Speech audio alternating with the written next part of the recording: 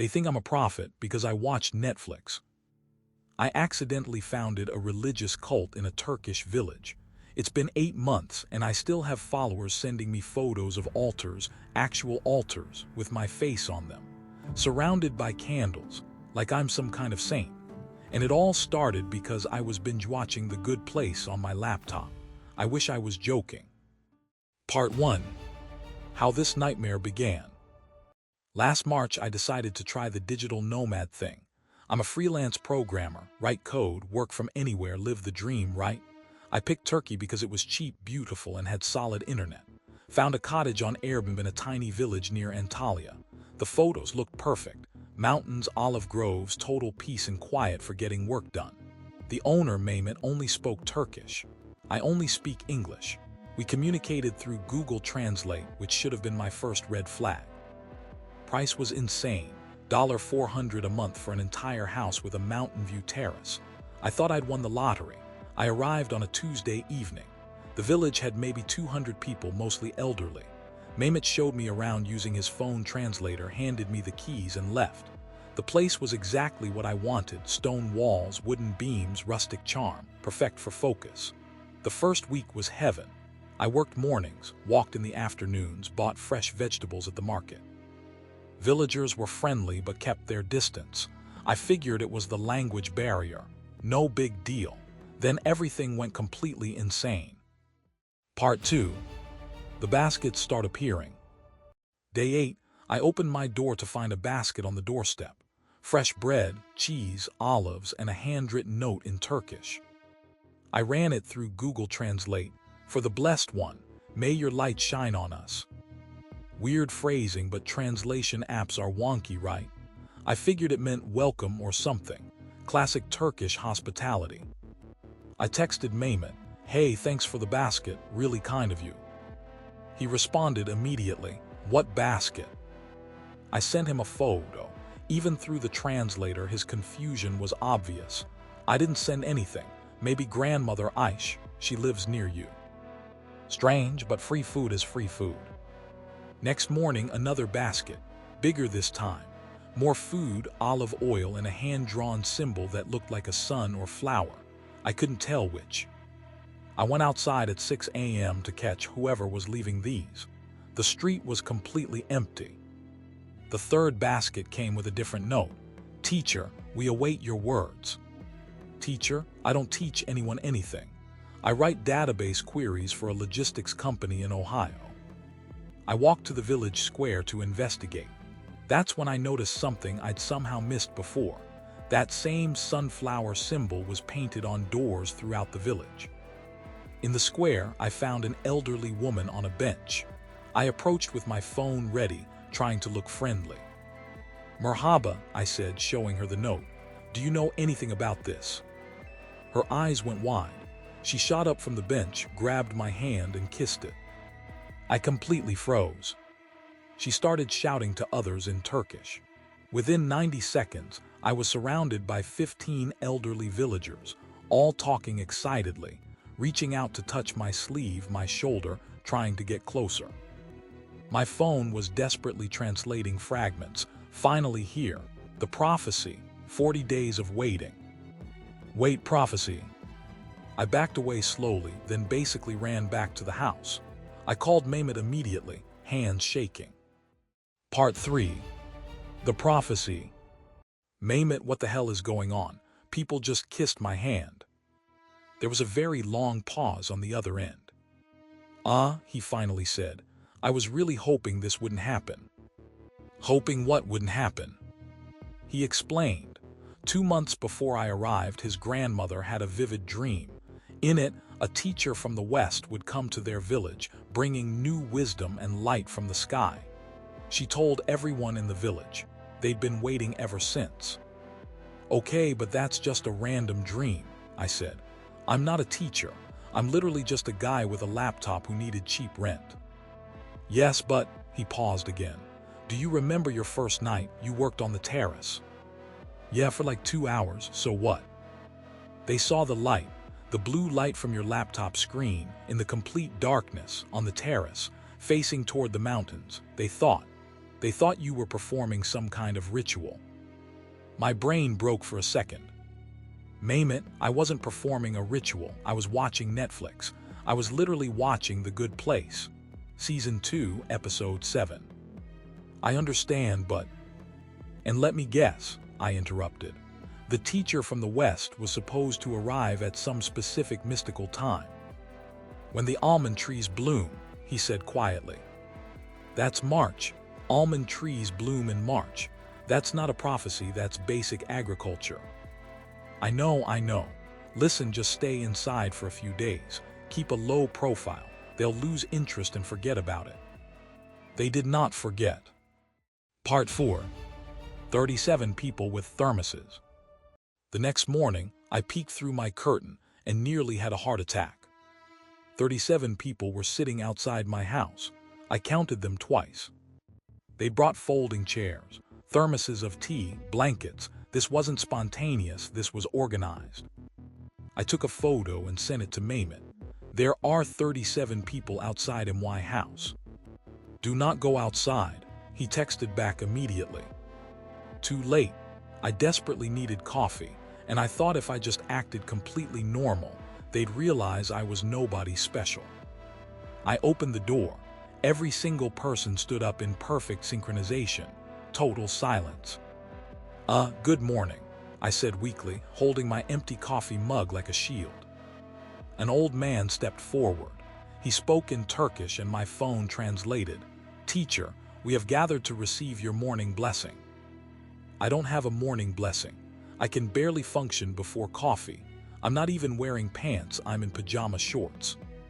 Whatever the app translated into Turkish made everyone nod solemnly and murmur "ah" in unison, like I'd shared some deep wisdom. Your honesty humbles us, the old man said through my phone.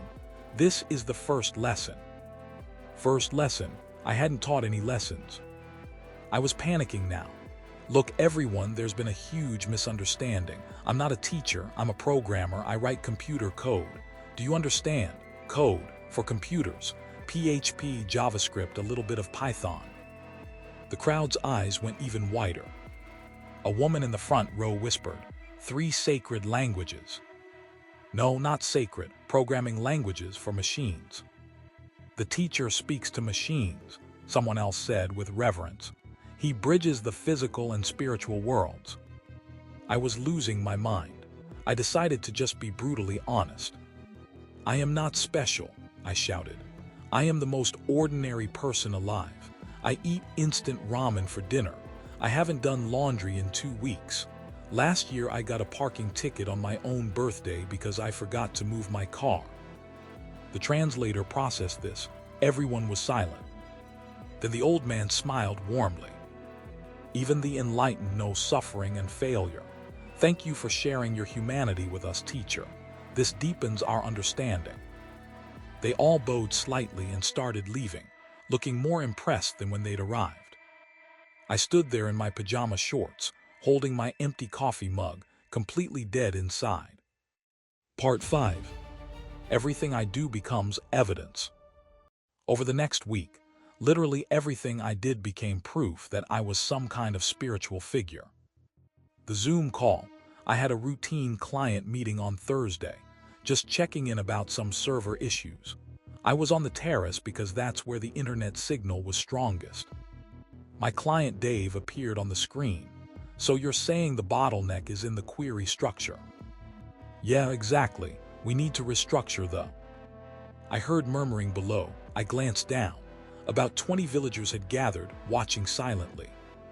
After the call ended, Grandmother Aish approached with another villager who spoke broken English. Who was the man in the glowing box? She asked through the translator. That's just my client. It's called a video call. It's technology, like a phone call but with pictures. Is he your disciple in the Western lands? He's my client. He pays me to do work to write code. This somehow got translated as, the teacher receives tribute from distant lands in exchange for his wisdom. I gave up. The debugging disaster. A few nights later, I was working late, trying to fix some buggy code. I was frustrated and talking to myself like programmers do. Why won't you work? Come on, there has to be a pattern here. What am I missing? What am I missing? I found out the next day that a villager had been walking past my window. He heard me and told everyone I was communing with invisible forces and seeking hidden patterns in the fabric of reality. I mean, technically accurate, but not in a mystical way. In a my code has a bug and I can't find it way. The Fitbit incident. This is where things reached peak insanity. I wear a basic fitness tracker, just a cheap Fitbit. It buzzes when I hit my daily step goal. That's it, nothing special. One afternoon, I was in the village square and it buzzed. I glanced at my wrist to check my steps. Several people saw me look at my wrist. The next morning, there was a small wooden shrine in the village square. Someone had carved an elaborate drawing of a bracelet. My bracelet. My $30 Fitbit from Amazon. People were leaving flowers at it. I took a photo and texted Mehmet. They've built a shrine to my fitness tracker. He responded within seconds. I'm coming to the village right now. This has gone way too far. Part 6. The day it all exploded. Mehmet arrived on Saturday. We had a plan. Gather everyone in the village square, and he'd explain calmly and clearly that this was all a massive misunderstanding. I was just a programmer. The prophecy was coincidence. Everything had a rational explanation. Simple, reasonable, foolproof. We were so wrong. When we walked to the square, it was completely transformed. Someone had painted that sunflower symbol on the ground in bright yellow paint. There were at least 70 people gathered. The entire village plus people from neighboring areas. Word had spread. Okay, Mehmet whispered to me. I'll explain everything. Just stand there and look normal. He addressed the crowd in Turkish. He spoke for a full 10 minutes. I watched people's faces as he explained that I wasn't a spiritual teacher, just a foreign programmer, that his grandmother's dream was just a dream, that everything, the laptop light, the timing, all of it, was pure coincidence. He was clear, rational, thorough, perfect explanation. When he finished, there was complete silence. Then Grandmother Aish stood up. She spoke passionately, pointing at me, then at the sky, then pressing her hand to her heart. Other people started speaking up, backing her up. The energy was shifting. Mehmet's face went pale. He turned to me. This isn't working. They think I'm testing their faith, that your denial is part of your teaching, a lesson about humility and ego. What? I'm not teaching lessons about humility. I'm just trying to explain that I'm nobody. At that exact moment, and I swear the universe was personally trolling me, my phone rang.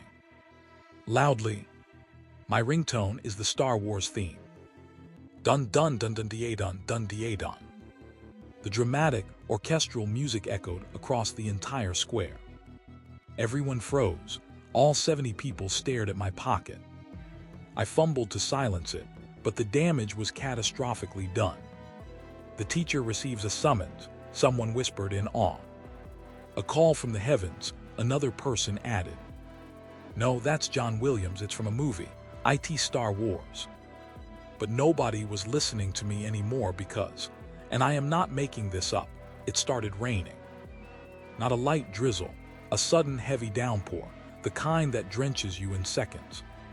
The region had been in severe drought for 3 straight weeks. Everyone looked up at the sky. Raindrops hit their faces. Then they all looked at me.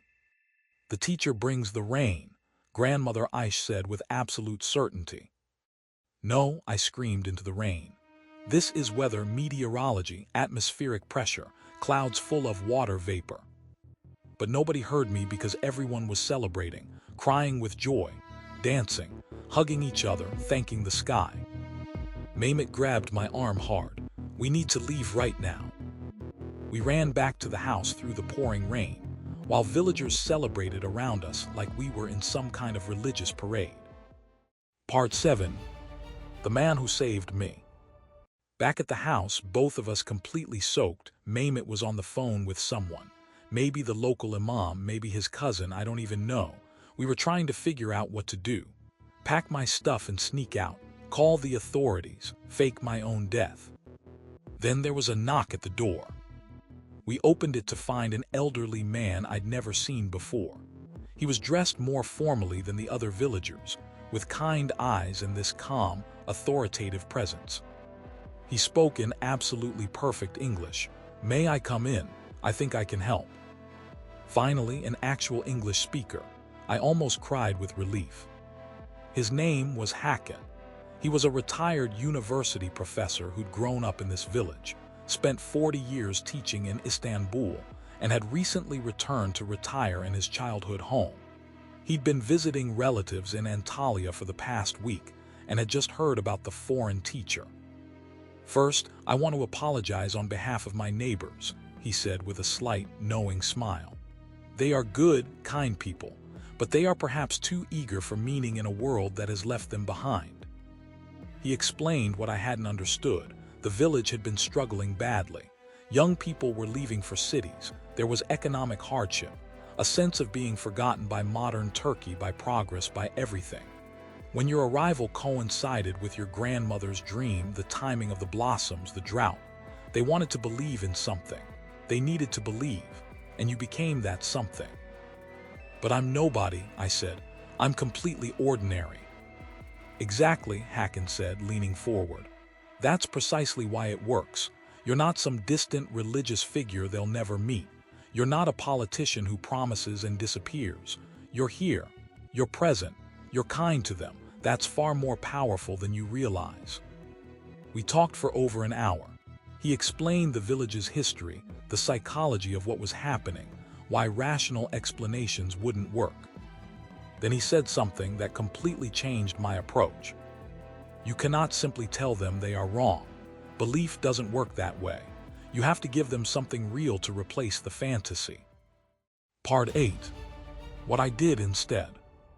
Over the next 2 weeks, with Hakan's guidance, I did something I never expected. I started teaching computer classes. Not spiritual wisdom, not mystical lessons, actual practical useful skills, how to use email, how to create documents, how to search for information online, how to video call with family members who'd moved to Istanbul or Germany. Here's what surprised me. People actually wanted to learn this stuff. They'd just been too intimidated to ask or didn't have access to anyone who could teach them. But when the teacher offered lessons, they showed up. I fixed broken laptops and tablets. I helped several people set up online shops to sell their olive oil and handicrafts.